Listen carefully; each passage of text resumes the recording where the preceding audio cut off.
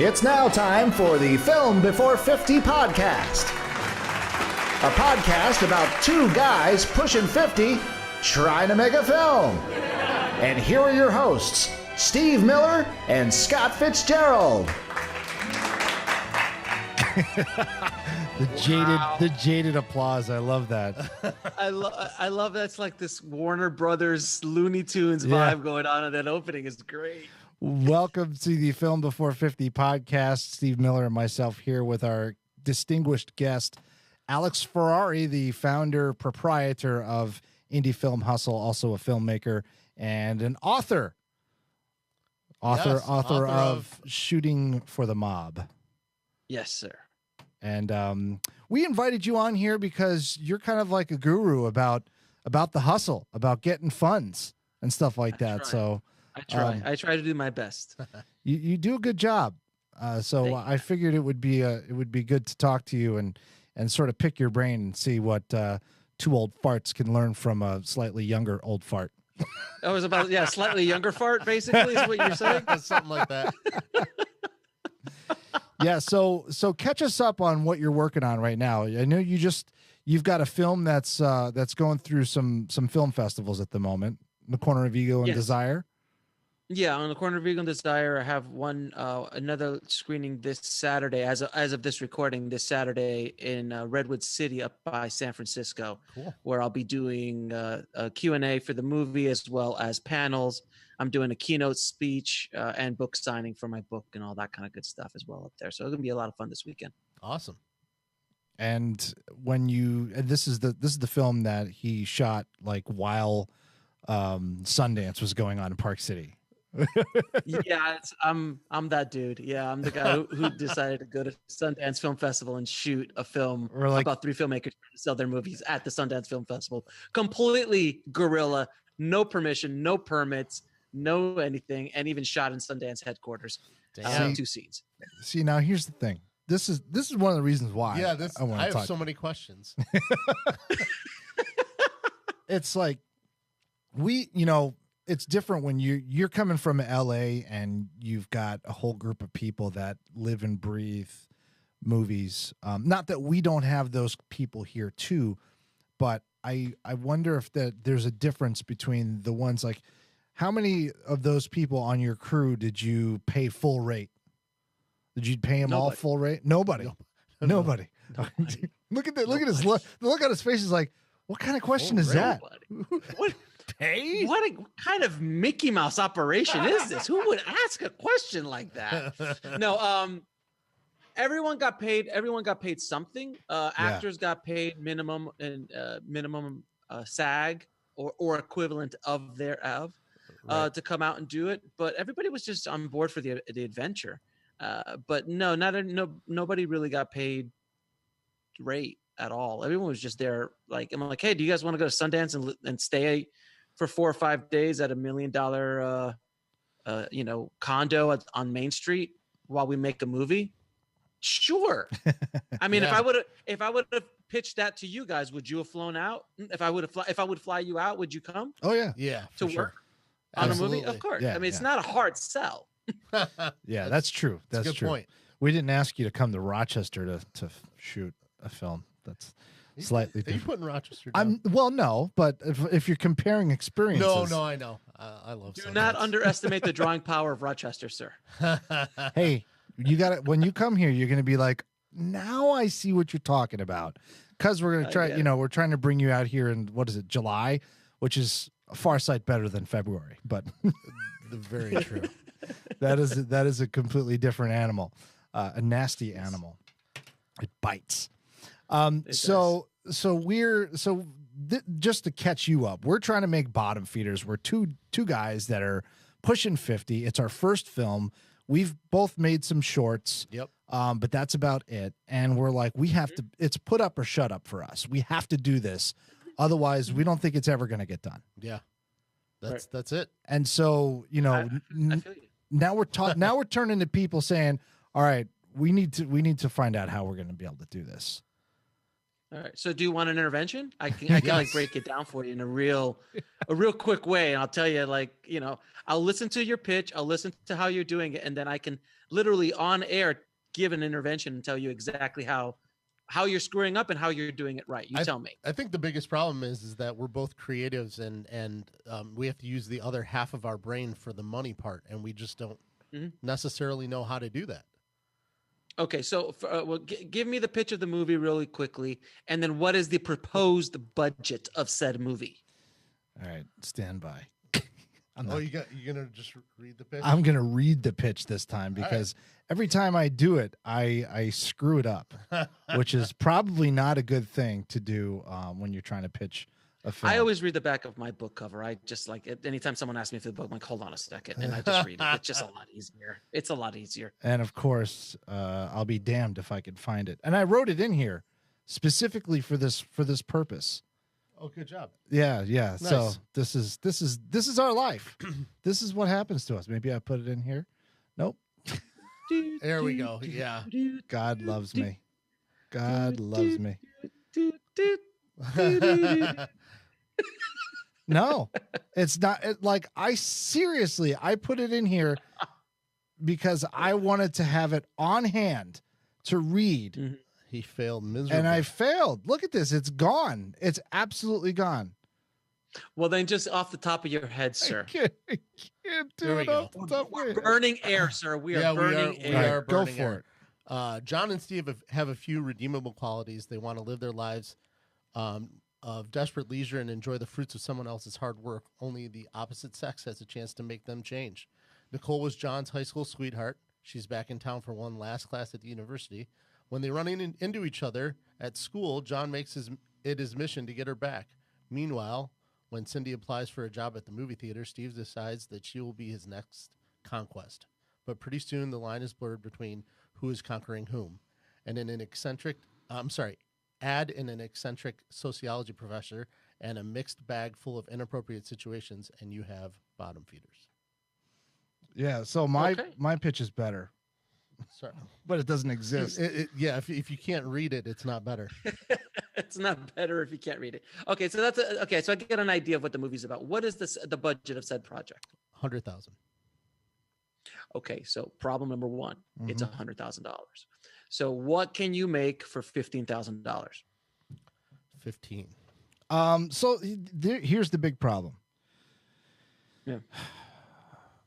Getting people to work on the film for 15 grand total for the love of the project. Yeah. The people that we want to work on this film, they, especially in Rochester in September when we want to shoot, they would be turning down good paying gigs to work on our film. Let me ask you a question. All right, so are you talking about actors or are you talking about crew? Talking about crew. Crew. Actors I'm not too worried about. You mean to tell me you can't get some crew out there for a little bit? Like, I mean, well, how complex of a crew are you talking about? Well, not complex, but still we need enough. How many? Well, what's enough? Because I can tell you what my crew was in Sundance. Go ahead, tell us what your crew. Yeah, what did tell you us. shoot with? I shot with 3 people. And one of those people was myself. You were directing and shooting at the same time, right? No. I was directing. I had a DP cameraman. I was his assistant camera. And then I had a sound guy running around with a bunch of labbed up actors. And boom. What'd you do for lighting? Was it all natural light? It was natural lighting, and then every time we were inside, it was all either practical or one bounced LED light that I literally have pictures of me carrying it and holding it up, bouncing it off the ceiling so it could light everything. And it's arguably one of the most beautiful things I've ever shot in my life. The whole Really? movie. Did you shoot Black Magic or what did you shoot it with? Yeah, I shot it with a 1080p pocket camera. So it's a small little, the little pocket, not the new pocket, which is all badass. I'm talking about the old pocket, which was like $1,000 or something like that. So that with a monopod, running around with some vintage lenses and a Sigma 18-35 art lens, which you could also get some vintage lenses to do some cool stuff as well. I mean, that was probably the biggest piece of gear we had was the lens. And I had some vintage lenses with that. And that was it, man. That was it. And we just ran around and got as much as we could and just made a movie. I think the problem is a lot of times, you know, and I was one of them, is I would throw obstacles in front of myself before I made my first feature. Like, oh, I need this camera, I need this kind of crew, I need these actors, I need this script to be just right.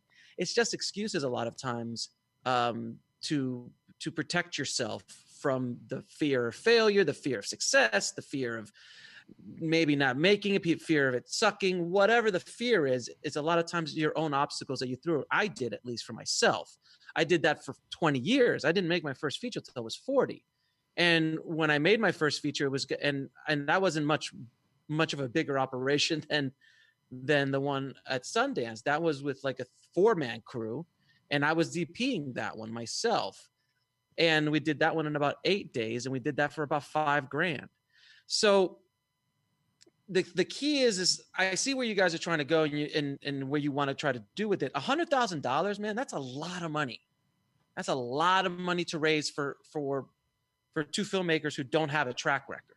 Yeah. Even in a crowdfunding world is a difficult thing. And even if you try to crowdfund that, it's going to be extremely challenging to actually get people to come up with $100,000. The amount of people that you need to get in today's world. I'm not talking about 7-8 years ago, when if you would have put up a film, just putting up a film, you would have gotten $100,000, because they'd be like, "Ooh, I want to be a filmmaker," and they would submit. Now everybody and their mother has a crowdfunding campaign. Am I wrong? Right. How many times do you hit up on a week on Facebook? Yeah, you know, about crowdfunding campaigns. So my philosophy on independent filmmaking or micro budget filmmaking is to drop the budgets down to as low as humanly possible to get something that looks good and get it done. Now, a big mistake that other filmmakers make as well is they want to get some name actors on it and all that stuff. At $100,000 budget, you need somebody on that poster. You need something to be able to sell, to make that movie, to make your money back. But if you make a $10,000 or $15,000 movie with local actors who maybe don't have any faces involved at all, you could be a little bit more experimental. You could also bring in, you know, a more affordable crew and cast, because your budget is much lower. And if it doesn't go well, okay, it's 10 or 15 grand out of your life, you know. And you could also self-finance that, or, you know, supplement that with some sort of crowdfunding campaign, which you could basically go out to friends and family at that point. Maybe you'll get a couple of stragglers that will like be interested in this, maybe fans or something of the show, or fans of you guys. But mostly it's going to be friends and family at that point. Now you could go, and it's a little bit easier than just calling them up directly and going, "Hey, give me money."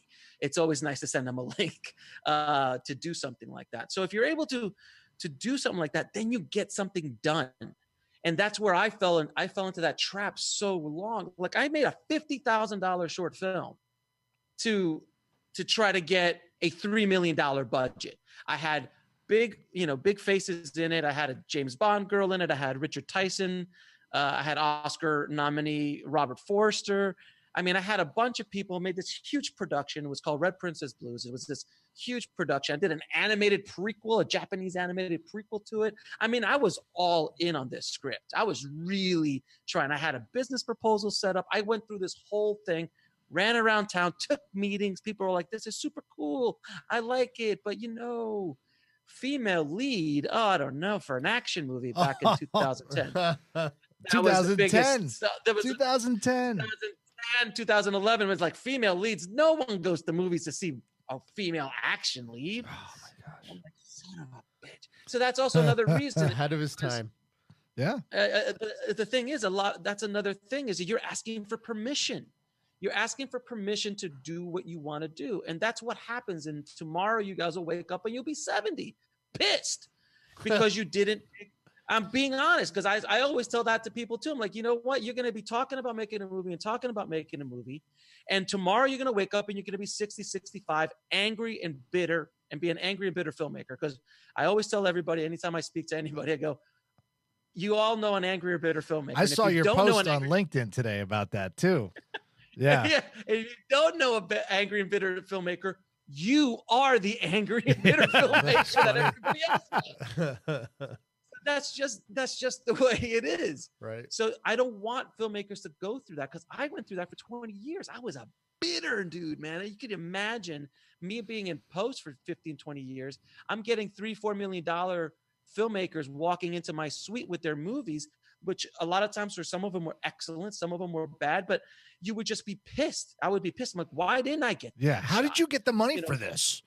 We see it all the time. That was the first question. Like, how did you get the money for it? Who did this? And then it would be like these like lottery ticket scenarios. Like, oh, I just put an ad out on Facebook and some dude showed up. I'm like, hey, here's $1 million. I'm like, you son of Come on. like, like I would hear these stories. And then of course, the ones that would get that $1 million had no idea what the hell to do with it. And they would ruin it. And I'm like, my God, if it would given me $1 million, I could have just blown it up. And, I would be so angry and bitter about it. So let me, you go ahead. Finish what you No. So no, go ahead. So what I want to, I can rant for an hour. Well, here's the thing. So you live in LA, you live in a filmmaking town. Okay. Like the number one filmmaking town. All right. Yeah. The one that every town wishes, aspires to be. Sure. In Rochester, there's a lot of movies that are made here every year, and I'm still waiting to get that number. I can get the number of how many movies come here and are made here, and we have a lot of people that work pretty much full-time year-round on productions that come in through town, and if not a film production, then a commercial or something of that nature. So Sure. it's definitely a production community. We wanted to make it bigger, like we wanted to do more here, but not, we wanted to be the ones doing it, not necessarily people coming in from out of town doing their film and leaving, just using us for our locations. Like we wanted to start something here, and make it continue every year. Like, hey, we got another film, like cranking them out of Rochester, like people did in Portland when Portland was like, everyone wants to go to Portland, and that's Austin like, and Austin. Yeah, so exactly. It's like that. We want that for this place. We want that kind of hotbed of production. Absolutely. And I think the conundrum that we have is like, how quality of a film can we produce for $15,000? Like how good can it really be for $15,000? And maybe that's where I fall short, that I'm like, that I don't believe in myself, because I'm like, I know the people that we want to hire for this. Right. And I almost feel bad. Like I feel like I'm insulting them, saying, hey, you're the top gaffer in town. You want to come and work for 2 weeks for free, or for pizza, or for $100 a day, and it's kind of like, dude, I got wife and kids. I gotta, I'm going to turn down this. I'm going to turn down 10 grand to work on this film, to come work on your film. And then granted, we know a lot of people and they're good friends of ours and they really, really want to help. Right. But it comes down to, all right, American Express isn't going to take this as payment. So, you know what I mean? I'll tell you, I'll stop you right there with the bringing the best gaffer in town in. If you bring the best gaffer in town on a $10,000 or $15,000 movie, that is a recipe for disaster, because he is used to a certain level of budget to just be able to work with. That's a good point. So if you bring him in and he's going to go like, okay, well, I need this, and this to make that happen. I'm like, we don't have any of that. So he's going to be frustrated. You're going to be frustrated. You need you need crew people who understand how to squeeze a dollar, how to get the best bang for your buck. You don't want, I have access to ASC cinematographers who work on $1 million movies and TV shows all the time. Right. I didn't make that call for the cinematographer to work with me on The Corner of Ego and Desire. I brought in my man, Austin Nordell, who's an amazing cinematographer. He's young and up and coming. He's got like 30 features under his belt, but I've worked with him in the past. And I know, and he works on these kind of $2 million and below budgets, and he does everything in between. So he knows how to get that bang for the buck. So he was the perfect casting for being a good cinematographer on this project. It made perfect sense. And then he brought his boy on, who was an audio guy, who happened to be one of the greatest audio guys I've ever worked with.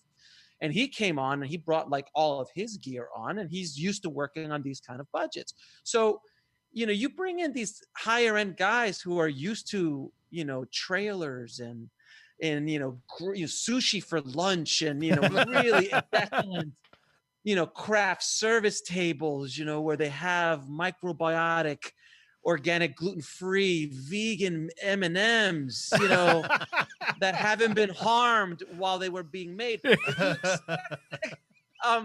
If they're expecting that, and you show up with a fold-out table, some donuts, and some stale coffee, and they're like, "What the hell?" That's not who you want on your team. So you've got to think of this as more of a holistic way of looking at it.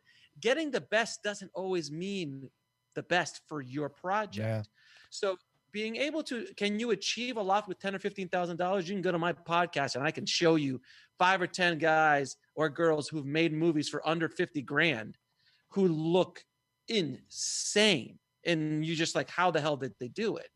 I take it to an extreme. I shot with a little pocket camera and I made that film look beautiful. It is a really stunning looking film. Austin did an amazing job shooting it. And I also was, the vistas of Park City with the snow flurries. And, it was, the cast of thousands who had no idea they were in my movie. But we signed no waivers. The cameos that have no idea that they're there. Look at that's De Niro in the background. There goes De Niro. Exactly. And now starring Robert De Niro. Then I get a call from someone's attorney. Right. But I was able to achieve a really good quality look for that. And even on This Is Meg, which was a much smaller movie because it was just basically people's houses and exteriors. And I stole the Hollywood sign was the biggest set piece I had in that movie. It was all very controlled and it was small, a small amount of actors in a scene. I think the most we ever had was the ayahuasca scene, which probably had about 7 actors in it. And other than that, it was always generally 2 to 3 actors tops in every scene.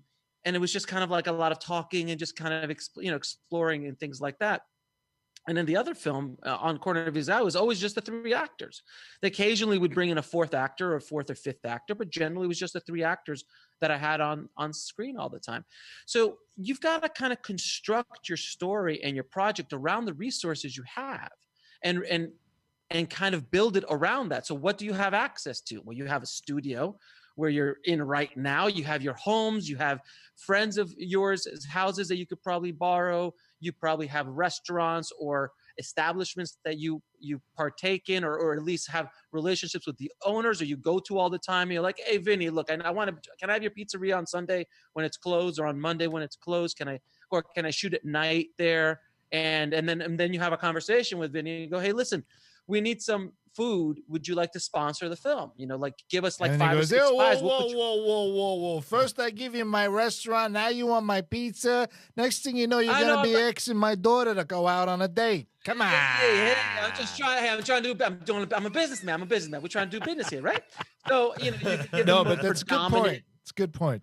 But you could do a predominant master shot of their place with the front and it's all their signage and all that kind of stuff. Right. You could do that just for the location for free, or you could ask for, hey, do you want to do that? And we'll put your logo at the end with your, and then there's a lot of ways to get free locations and free food. Free food is a fairly easy thing to get with family and friends.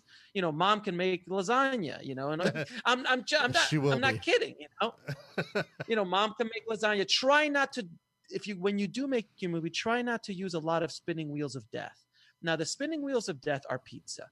Now, pizza is, and we call it here spinning wheels of death here in LA, because when you see pizza show up, it is as low of the barrier of food as you get.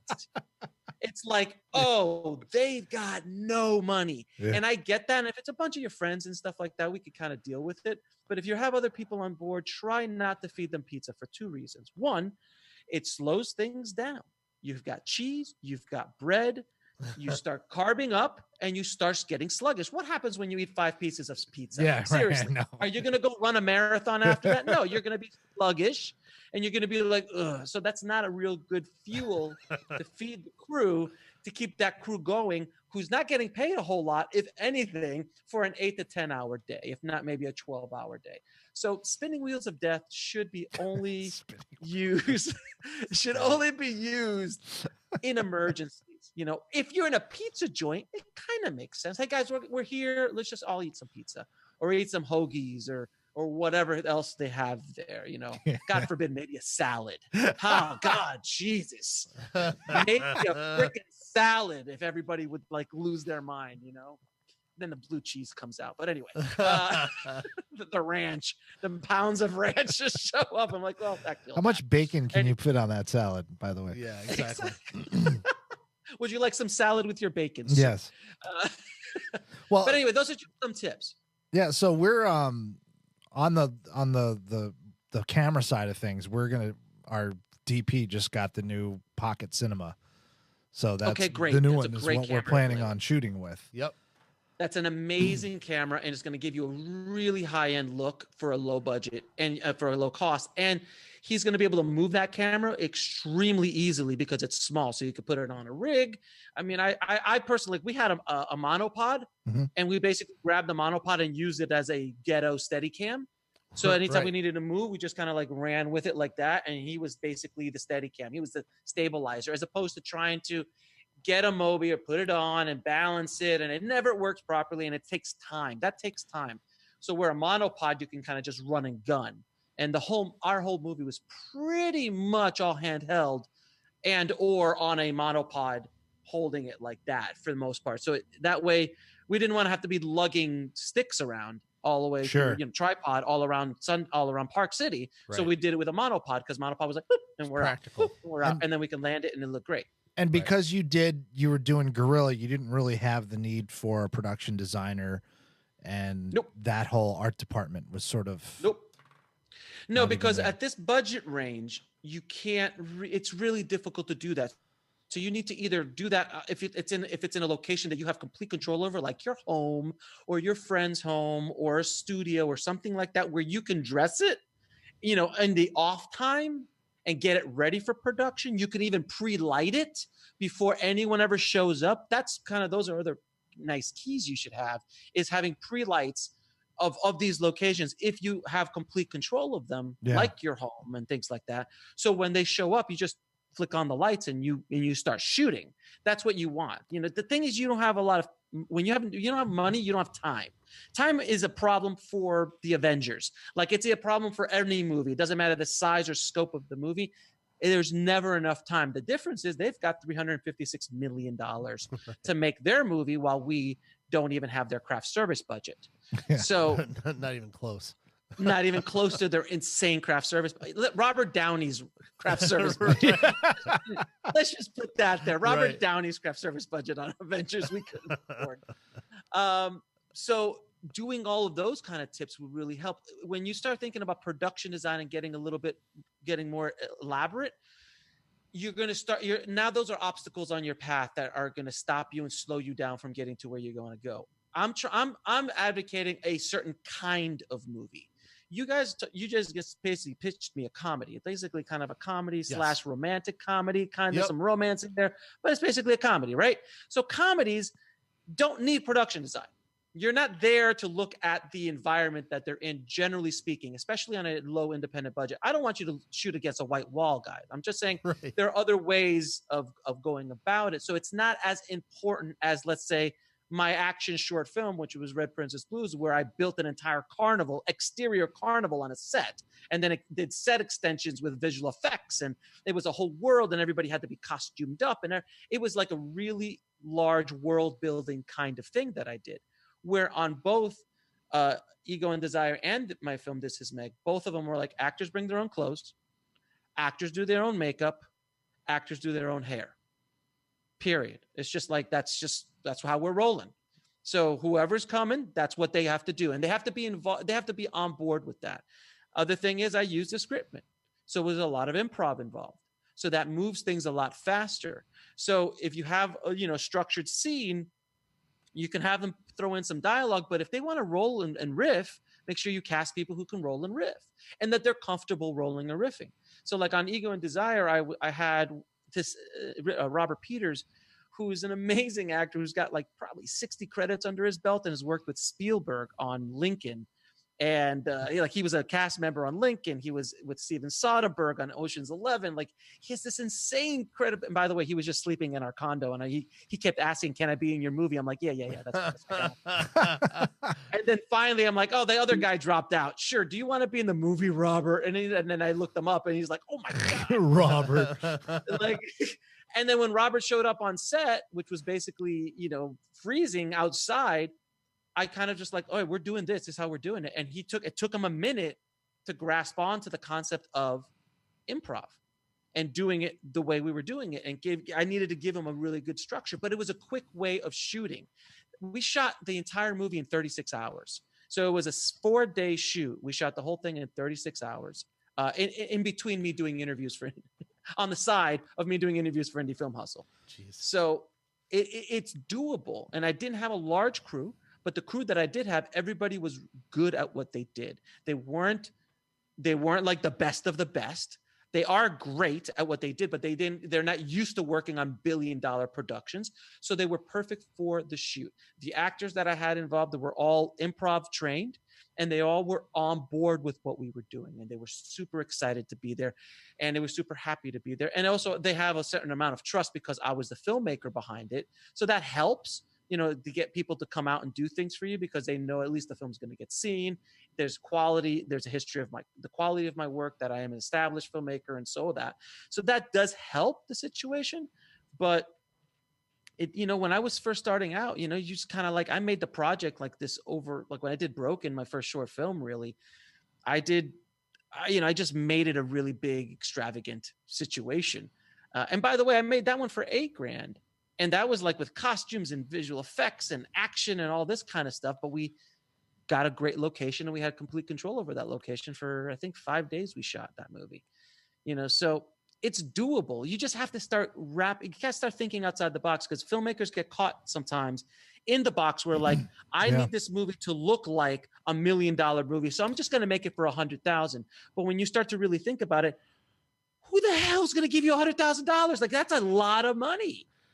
So why don't I try to make, and maybe Bottom Feeders isn't the first movie you make. Maybe you come up with an improv style movie that you can make for $10,000 and just do it yourselves. You get the camera, get the DP to show up, get a sound guy, get some actors, and let's go make a movie and see what happens, and go through that process, maybe on a smaller budget and a smaller way.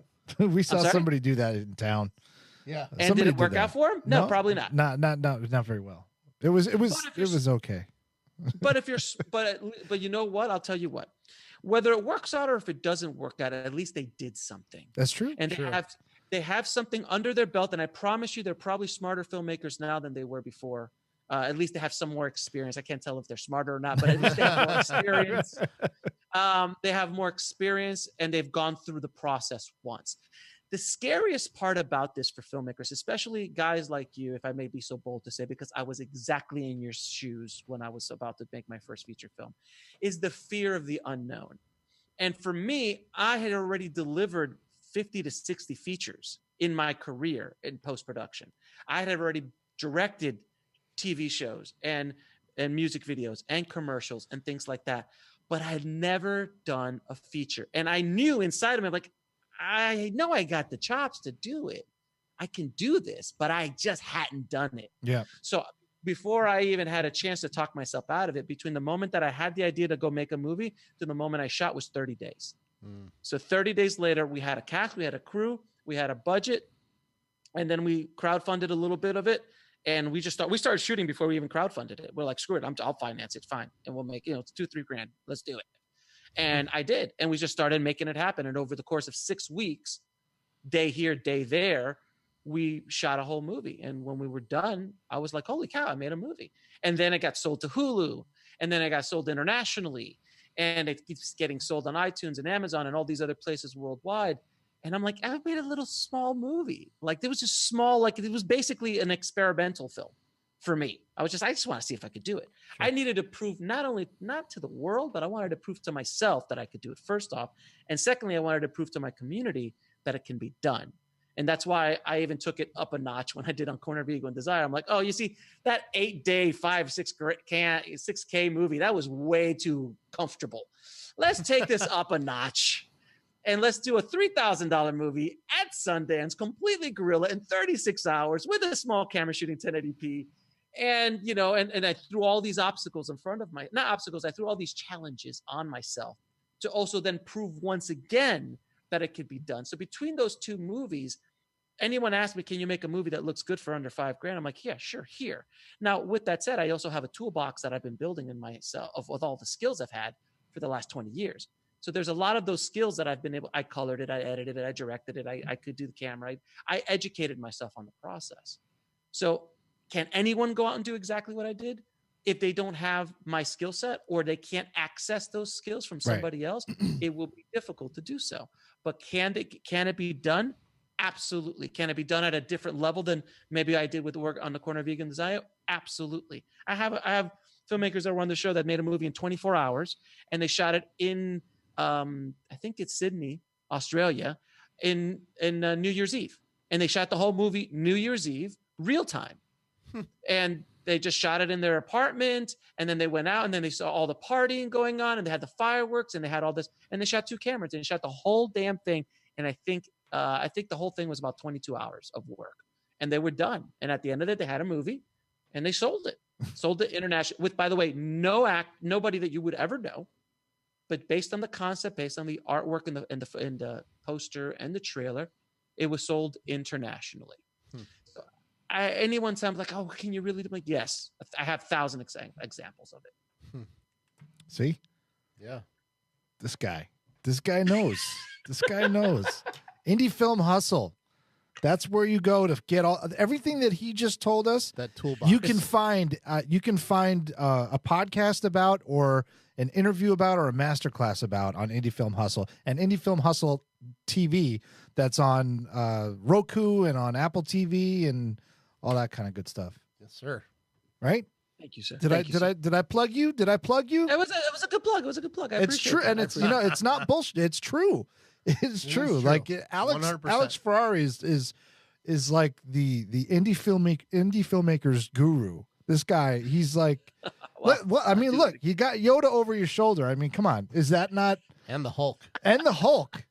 And I see him back there. I think you see Wolverine. Yeah, nice. And all the way in the back, if I may be a very pompous, pompous filmmaker at this point, I have an autograph Akira Kurosawa. Oh, wow! Still very nice. On the back wall, sir. That is as far up my own butt as I can get. That's awesome. George Lucas wants to be your friend now. No, isn't that his guy? Yeah. Yeah, but you know what? George has a hotel room on his property at Skywalker Ranch that was designed by Kurosawa. Has his original paintings that Kurosawa drew in the room that you can go and stay in. So a signed picture isn't quite. Let alone, didn't him and Coppola produce one of Kurosawa's films? I think he's gotten me ahead, other than my little autograph. Just a little bit. Nobody needed to know that, though. Yeah, no. You could have just kept that to yourself. Full disclosure. Full disclosure. All right, so we're trying to get Alex to come to Rochester in July. We want him to come here and do a book signing and do a talk and give this kind of pep talk to a crowd of filmmakers here in Rochester, and I think everybody would love it. Yeah. And they would definitely pay to come in and see this man and pick his brain for an hour or so, and then buy a copy of his book, which is about shooting a movie for the mob. Which, I mean, who doesn't want to read a book about that? So yeah, we're working on the details. I mean, I could be more than happy to talk about that if you like, or you could ask me any other questions you like. I am here at your service, guys. See, very good. I think I have a new sort of. He's probably scared. He's like, oh, geez, we just did this budget. And, no, that budget's gone. But I'm dead serious. You got to throw it away. As the producer of this film. Everything you say really resonates with me. Yeah, all that shit makes sense. But I see his lips. There's a but. Yeah, of course there's a but. but. There's always a but. What's the but, Steve? Come on. Come on, let me be the Tony Robbins for you guys. Come on, banana hands. I need a breakthrough for you guys. Come on. All right, so tell me, Steve. Yeah, I mean, it just stretching 15 grand seems like it'd be really difficult. I mean, I believe you. Obviously, I believe you. Okay, so what are the costs? Do you guys have a camera? You have a DP with a camera, right? Yep. Does he have lenses? Yeah, I don't know how much glass he has though. Doesn't matter. Does he have one glass? He's got one lens. Yes. See, you gotta start thinking differently. Like, I don't know if he's got a prime set or like, I don't give a shit. Yeah. How much does he have? Does he have one lens that you can use? Yes. Good. There you go. All right. So we're starting at a place. So you got camera, you got lens. I'm assuming someone's going to be on set. Somebody is going to be able to download this footage onto a laptop of some sort. Yep. On set. Okay, good. So now you've got that taken care of. Can you find a sound guy in town? Yep, we have a sound guy. So you got a sound guy. We with have his own all these gear. people. I just have to talk to them about how much. No, wait a minute. You got a sound guy, they'll right? do it Is he for. like a high-end sound guy, or is he just like a? Yeah. You see, that's not good. That's not good. Yeah, If but he's he too does. high-end, he's not gonna look. But he's friends. In Rochester, there's either a high-end guy or the guy you don't want. Like the high-end guy does everything. Well, You know what by I the way, mean? if anything, if you're gonna spend any money, you spend on the Sound. audio guy. Sound. Yes, I know. You Yes. spend it on the sound sound and guy. food. Those are the two. That's where all the money was going to go. Well, don't forget. I mean, camera too. You guys don't forget camera. But you guys, I'm assuming your DP's a competent DP with a good camera system, Absolutely. which it sounds like you do. Yeah. It's great. Okay, how about post? Does anyone here own a computer? Okay, you're doing the post. Are you editing the film? Yes, he is. So you're editing the film. What are you editing on? Final Cut. And Final Cut X. Final Cut X. Yeah. Perfect. Okay. Who's going to color the film? The DP with Da The Vinci. DP is going to color and Resolve, right? Yep. Okay, great. So you've got a colorist, you've got an editor. I'm assuming you're going to hire someone to do sound design. It's making this sound really simple. We do have 'Cause someone it in mind is. for sound design. Yes. Okay, so you're going to hire someone to do sound design. Yeah. Basically some basic sound effects, maybe I doubt that there's going to be a budget for Foley, but some sound effects and Foley-like stuff in the movie to kind of clean it up. Now music, where are you getting your music from? We do have a composer if we need a composer, but it's All right. comedy. No, so this is what you do. You go to Soundstripe. So you go to soundstripe.com. Okay. You go to soundstripe.com and you sign up for the yearly membership, which will cost you, I don't know, like if you use my code, it's like a couple $100 or something like that for the year. And you have access to thousands of hours of amazing music, which is royalty free. Okay. Now on the Corner of Ego and Desire, I used a similar service. This is before I discovered Soundstripe. I used a similar service and I have 5 or 6 songs, full blown songs with lyrics and everything in the movie that I got for free, basically part of my membership for $190 or something like that. So if you have a composer who's willing to work with you on this and, doesn't want a lot of money, if anything up front, because composers really just want to be, and I'm not trying to value composers or anything like that, but there's a lot of composers out there who just want an opportunity to be have a credit under their belt that they did a feature film, and that would help them.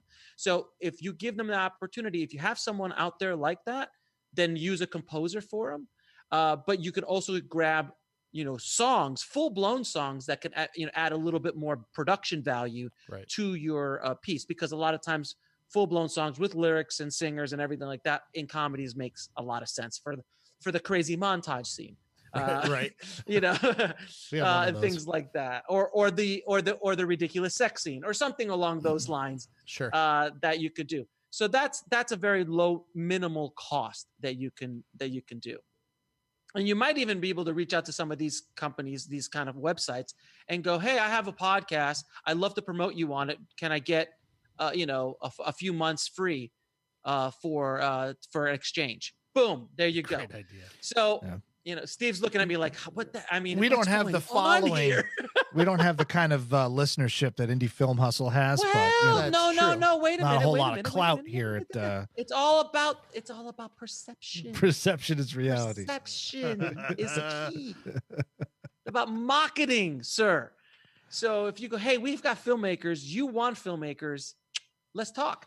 You never know until you ask. And specifically for them, it's literally sending you a code. There's no hard cost for them. Right.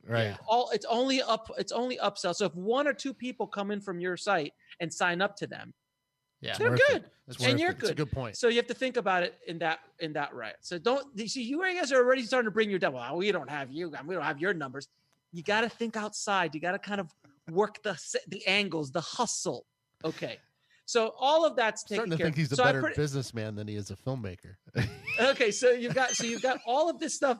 So you've got all of this stuff. By the way, I'm gonna charge you for a course after. But anyway, no, I'm joking. I'm joking. So anyway, so you've got all that handled, right? So actors, I'm assuming you're going to be able to find some local actors who's going to come out and do this. We're just about fully cast, and that's not a problem. We have fantastic. Good. So you have a fantastic cast already, right? Great. You've got a fantastic cast. So you've got a cast. You've got post handled now. You've got camera and production handled pretty much. I'm assuming you can have 1 or 2 extra hands on set. Not too many because we have to feed them. So let's not bring too many. 1 or 2 that could maybe go a run or do something like that. That's great. I'm assuming locations. You have locations and or can achieve locations or can write around locations you already own. Yeah. Yes. Yep. Okay. Yep. So where is the cost involved? What the hell was that? I don't know. We just had a little video glitch, but that's all right. The cost involved. You just say it froze and then it caught up, and you were talking really, really fast, but no words were coming out. It was quite comical. It was good though. Yeah, you'll see it. So I have to ask the question: where is the cost? Where do you need more than $15,000 to make this? I mean, I'm assuming you're paying the actor something, right? Yeah. Throwing them a bone, right? Okay. Yep. You can't shoot any more than 12 days. So you got to figure it out in 12 days. Okay. If Ed Burns can go in New York and shoot a movie called Newlyweds for $9,000 on a DSLR with 2 crew members, the cameraman and the sound guy and himself, and he shot all over New York and used all those all those things. The key to stealing locations or just I like to call borrowing, borrowing locations without permission, because it's better to always ask forgiveness than permission, sir. That's the way I always live my life. He says from jail. So you can go around, if you keep everything low profile, which that camera package will, the more people you have, the more stuff you've got, the longer it's going to take and more attention is going to be drawn to you. So you can kind of just roll around and do your thing. And since you have such a small camera, no one's really going to notice a whole heck of a lot. But if you start bringing out lighting gear and stuff, you're shooting outside, you better make sure this DP knows how to shoot in natural light. Okay. And I can give you some technical tips on the camera and all that stuff to make sure the image looks great. But, you cannot, if you're outside, it's sun, maybe a bounce, and you're out the door. And you got to move quickly on this stuff. And also don't forget, you're not making The Revenant, you're making a comedy, right? So it doesn't have to have an insane look to it. Fire the bear, exactly. So all of that. So honestly, I basically laid out a plan for you guys. There's really no excuse for you guys not to go out and shoot tomorrow. I really don't understand what the problem is. He's pretty much calling us out right now. I think he is, yeah. And we truth be told, we have almost $15,000. Yeah. Well, in the hell, bank. then there really is nothing for you to stopping you guys, is there? Again, I'm not trying to be cavalier about this. I'm not trying to hey, just go out there and just, bounce your head against the wall. You got to be smart about it. Educate yourself on the process. You guys are 2 educated guys. You guys have been around for a little bit. You guys have seen how to make a movie. It's not like you just saw freaking Avengers last week and go make a movie. It's not that. Yeah, I'm sure you know those guys. Scott hasn't seen Avengers. I'm gonna see it. Sure. It's fantastic. It is. It's fantastic. It really is. I mean, I'm arguing myself not to go back because I don't want to spend the money. I do, but I do want to go see it again. I do want to go see it again just for the end. Right, I'll go with 40 minutes. Yeah. So he could be like, "Oh, watch this." No. Exactly. So anyway, the way I've just laid everything out, it is a very doable process. I'm trying to break down a lot of these preconceived notions that you might have in your mind and these constructs that you've built in your head of what a movie needs to be. So then you can actually start thinking outside of the box, because we're all I was in that same place. Everything has to be this way or that way or this way. And when you're trying to use those older models or those legacy models where the studio system and bigger budget films use, you're going to fail because you don't have the resources that they do. If you try to make a movie like them with 10, 15 grand, it will not work.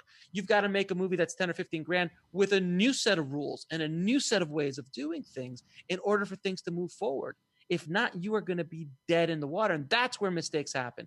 And I promise you, if you would have gotten the 100 grand, you would have attempted to make that $100,000 movie into like the same way they would make $1 million movie. So you would probably hire that large amount of crew. You probably would have hired support systems and all this kind of stuff. And when you have all this bloat, this fat on you, you don't have a lot of wiggle space on set if shit goes wrong or if things don't go right, because it's just too, like, the machine, it's basically you're trying to move a tanker. You're trying to turn a tanker, and I'm trying to give you a speedboat, because a speedboat can jet and move anytime they want, but that tanker is going to take forever to move. So the bigger the crew, the bigger the budget, the bigger of everything, that more it's going to be slower. And then what does that do? It's going to take you more time to do, and so on. If Steven Soderbergh, a multi-Oscar winning director right now, he's like, you know what the future is? iPhones. And now he's shooting all of his shows on iPhones. He's shooting all his movies for HBO on iPhones. All of that stuff he's doing on iPhones. Why? Because he wants to. Because he's Steven Soderbergh, and that's who he is. But his budgets are extremely low. Could he get huge budgets? Of course he can. But he wants that for creative freedom, to be able to move and jog and do whatever you want to do, whenever you want to do it. And if you keep those budgets low, that's what you're going to be able to do. So I'm always a proponent of keeping the budgets low. Even if someone gave me tomorrow $100,000, I'm like, I'll make you 4 really big movies, or I'll make you 6 smaller movies. Wow. I like that. That's smart. Really good. That's smart. Because now you've got 4 or 6 products that you can get return on.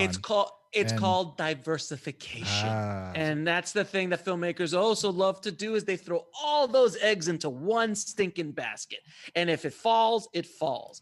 Because when they get $100,000, they go, oh my God, I got $100,000. I get to go out and play Spielberg for a minute and go out and make a big movie. And there's nothing wrong with that. And don't get me wrong, I'm not trying to, bring anybody down who makes movies for $100,000, $200,000, $300,000. But when you're starting out, if you get that kind of money, wouldn't it be smarter to make 3 movies of $33,000 each, or 4 movies of $25,000 each? Yeah. And then all of a sudden you've got 4 product lines and 4 products that you can go out. And then all of a sudden, if one hits, they pay for the rest. And then you're turning into a little mini studio. Right. And you could just start cranking these out. And then at $25,000, do you need Danny Trejo in that movie? No, it helps, but you can't afford Danny Trejo. So, but Can you make maybe some genre movies? Maybe can you make, maybe out of that 100,000, you make one little indie art house movie, that one that you guys have been wanting to do forever. Then you maybe make an action genre film. Maybe you make a horror movie. Maybe you make a comedy. And all of a sudden, you've got that experience. And that takes you about a year to do. I'm giving you a lot of time. It should take you shorter. But let's say it takes you a year to do, 3 months each movie. In and out, you've got a system. All of a sudden, you've got a serious situation going on, right? Does that make sense? It makes complete sense, of course. No, I love Scott's face. He's like, I'm just absorbing all of this. I'm just soaking it up, my friends. I'm sounding flippant, but it makes complete sense. It's just, it's the first hurdle. It's that first hurdle. Like you said, from like your very first words, the first one is, you got to get the first one done. So then just rip the Band-Aid off with a small budget. Like, that's the thing. You're gonna like, it's a hurdle. It's just getting over the first hurdle, but you're making the hurdle like fucking 80 feet tall by giving it $100,000 budget. You've never done that before. When we're short, fat white guys, we can't make a 80-foot hurdle. Right. So you're not gonna jump that Usain Bolt. That's not gonna happen. So what you do is you cheat. You bring the budgets way down, so that hurdle is like a baby hurdle that you can literally just skip over. And all of a sudden, you, inside your own psyche, you like, I've done it. I've made my first feature film. Yeah. And boom, and now you're done. And that confidence that you build from that, the next one could be $100,000, man. Yeah. The next one could be $250,000 movie if you really want to. I would suggest against it, but you could do it because you just don't know. But it depends on the filmmaker and so on. But could you do that? Yeah, go out and try to make that $10,000 or $15,000 movie first. And if you get into trouble, it's 10 or 15 grand. Right. You're not going to lose the house over it.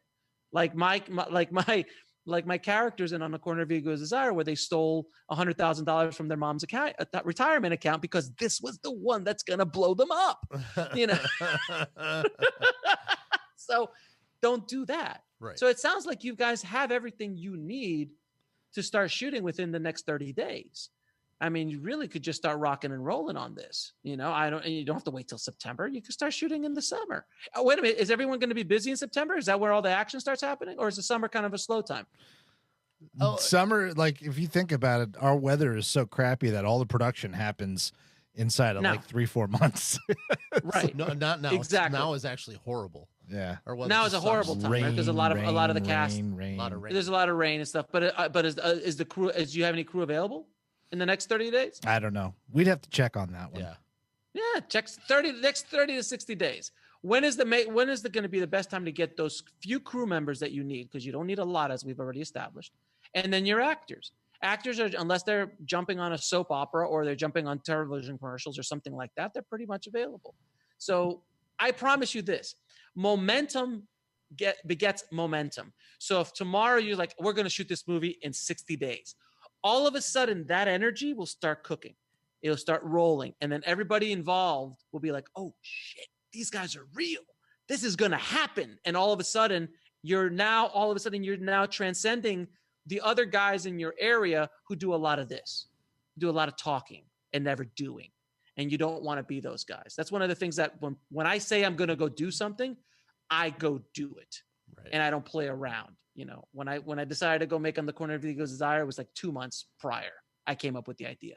And then and Sundance was coming around the corner. I'm like, well, that's way to put a clock on it. Yeah. And then when you're there for 4 days. And if you don't get the movie, you don't get the movie because there's no reshoots. Yeah, man. I can't go back and fly back. I have to wait till the next year in order to do that. Right. So I was praying that I got everything I needed to do. It was psychotic shooting a movie while you're still doing interviews on the side. It was insane. And you shot with one camera, right? Yeah, all things one camera. I did it one camera because my first movie I shot 2 cameras because it was just easier. Mm-hmm. And we also moved. We shot a lot faster, and I never went past 7 hours. I think 7-8 hours. I think was the longest day we had, and that was like we shot 2 or 3 big scenes that day for Meg. But for On the Corner of Ego and Desire was only one camera purposefully because we just didn't want the extra crew guy. And by the way, I had an extra camera in my backpack as a backup. Because just in case this camera went down, we didn't have any other options. And we're at Sundance and the whole movie's over if the camera craps out. Yeah. Right. So we had a second camera just in case things went down. So I could have been shooting 2 cameras the entire time. I could have grabbed the other camera and we could have been shooting. But you know what? Shooting 2 cameras brings a little bit more attention to you than shooting just the one. Right. Even though honestly, no one would even cared at Sundance because everybody's running around with cameras. As I realized I could have shown up with 2 Alexas and nobody would have even given. It really wouldn't. No, you're right. But I'm really glad that I was able to shoot because with those big packages, also the bigger the camera, and everyone listening, because you won't have this problem because you have the Blackmagic 4K, but the bigger the camera, let's say tomorrow, right now, I know someone listening is saying, oh, I have a buddy of mine who owns a Red camera or owns an Alexa, and he's willing to come on set to do that. Mm-hmm. Well, there's a couple things that come along with that thing. First of all, both those cameras are pigs. They're huge. They're big cameras. They're professional cameras. They need a lot of support to get them to work properly. Now, the Red, you can kind of maybe rig it out to be a little quick, but that's still more than a little Blackmagic camera or something like that. So understand what kind of build time it's going to need to build up the camera properly, what kind of resources it's going to take to run through the day with that camera, all that kind of stuff. It all depends on the extra, and it all depends on the DP. The DP is used to having his Red fully pimped out, and then he's got this big giant thing on his shoulder. Then he's running around. He's trying to shoot this stuff. Then he's going to get tired more often because he's not used to being on his feet for 8 or 10 hours because that's just not the way things are done. Generally speaking, on these higher productions, you have teams to help you and so on and so forth. You got to think about all of these things. So You just got to slim it down to the bare necessities. And when I sat down to make my first feature, where you guys are sitting right now, I just said, you know what? I'm tired of all this BS. What do I need to make a movie? I need a camera. Check. I got lenses. Check. I need sound. On my first movie, I bought myself a Tascam recorder, a Rode mic, a Rode boom pole, and an XLR cable. And a lot of times, either it was held on by a C-stand, or the PA for the day, I taught him how to run the sound on the Mackie, on the Tascam. I'm like, here's the record button. Here's stopping.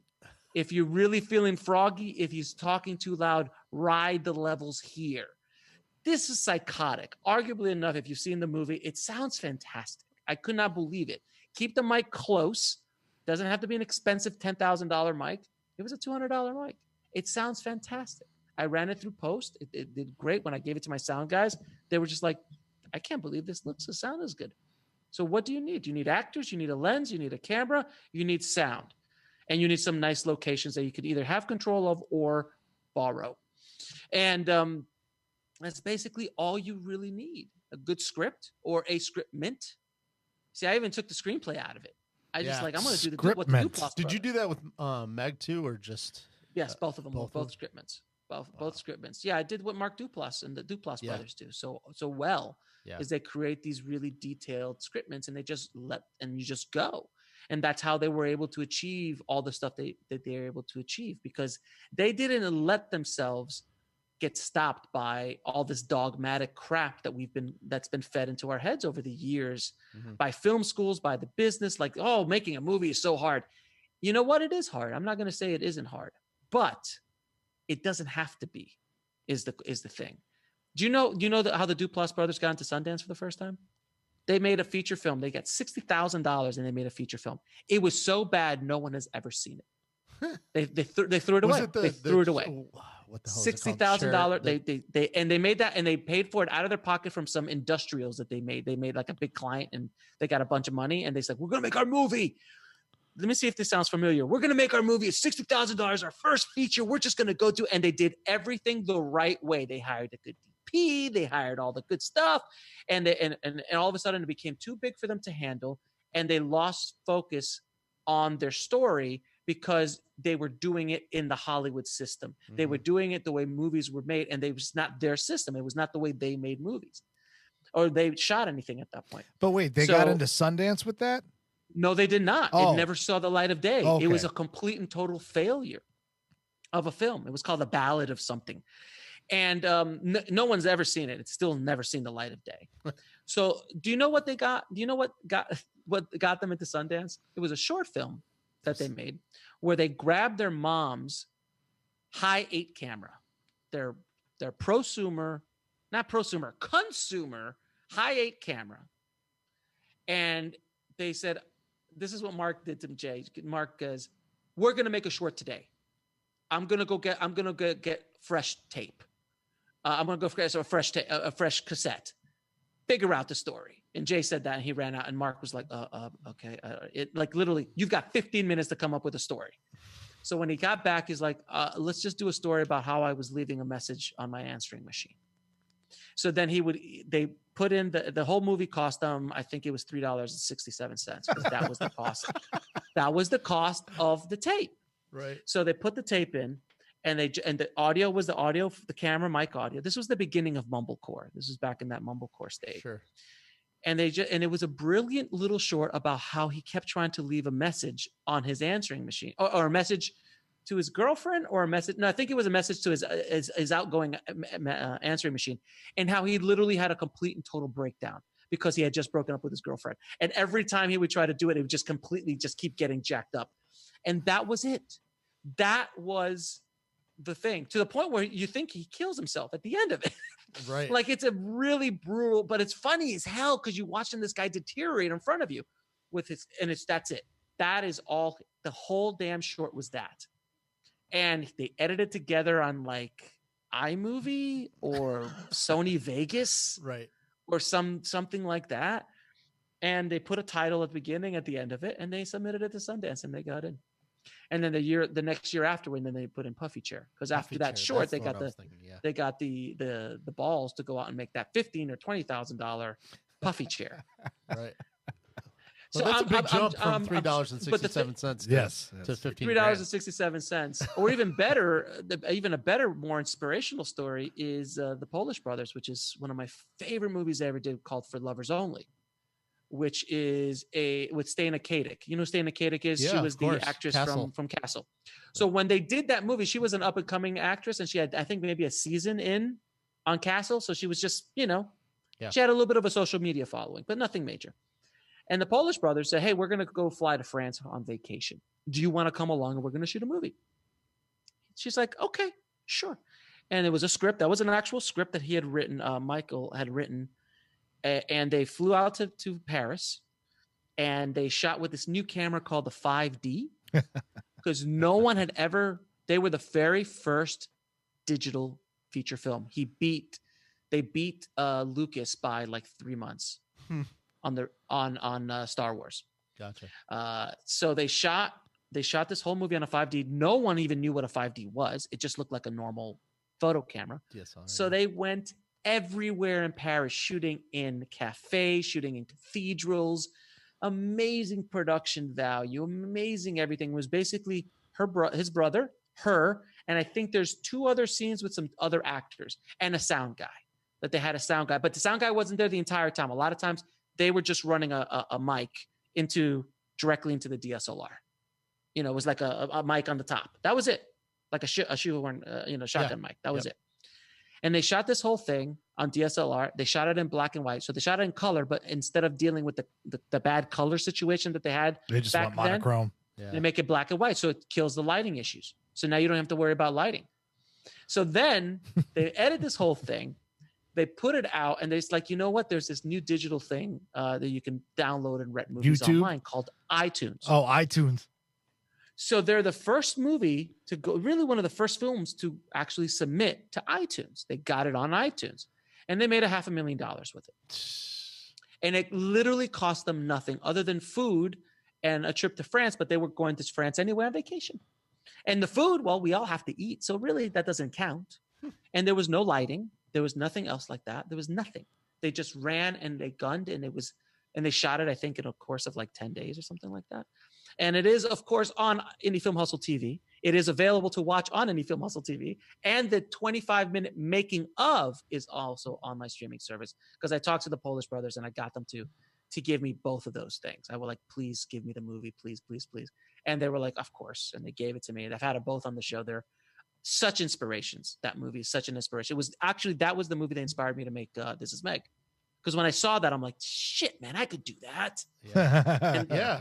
I can go do that. We're going to Paris. Pack your bags. But it's like Rochester, but different. Right. Exactly. So anyway, I they have better croissants hopefully after this intervention, you guys are a little bit, I hope you believe that it can be done. It can be done on a small budget with what you have right now. You don't have to sit around and wait for another year for the rest of the money to come in and for the right actor to show up and the right things to happen. Because if not, you will wake up tomorrow and you'll be 70. Both pissed off. That can't happen. I feel like I've been to church, my friend. Yeah. This has been like Hallelujah. This is mass. This is the Church of Ferrari.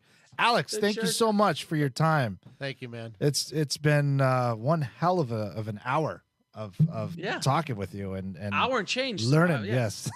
And hopefully a lot of people are getting something out of this too. Maybe there's somebody that's watching or listening that's saying, that they're right in the same boat that we're in, and they just learned a whole boatload of stuff. But do yourself a favor and learn some more, and head over to Indie Film Hustle, download the podcasts, get on there and subscribe. I'm a subscriber. Same. It's like $120 for the year or something like that.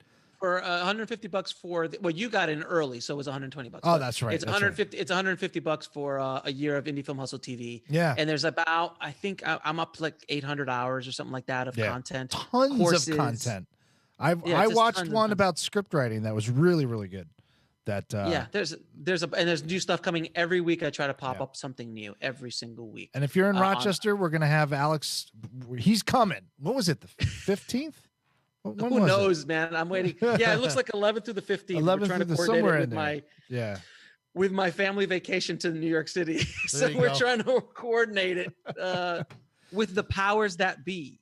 Hopefully we can come out and hopefully I could go out there and do something. We're gonna be of make it service happen. to We're gonna to your maybe filmmaking community we'll shoot the film While he's here. while he's here. I'll do a Hey, cameo. We I'll do a cameo. We got another crew member. What do you know? You said what was all that stuff you said about working for free? Come on, we don't have we don't have the spinning discs. Spinning wheels of death. Spinning sir. wheels of Spinning death? wheels. Yeah. The spinning wheels of death, sir. I unfortunately won't be able to work for free. I'm extremely expensive. But fine. I will be more than happy to cameo. Okay. Sounds good. If I may be so bold as to throw myself in the background somewhere. Alex Ferrari, thanks so much, man. Thanks, man. We'll be Hey, thank talking you for having soon. me, man. Absolutely. Thanks for having me, guys. Take care.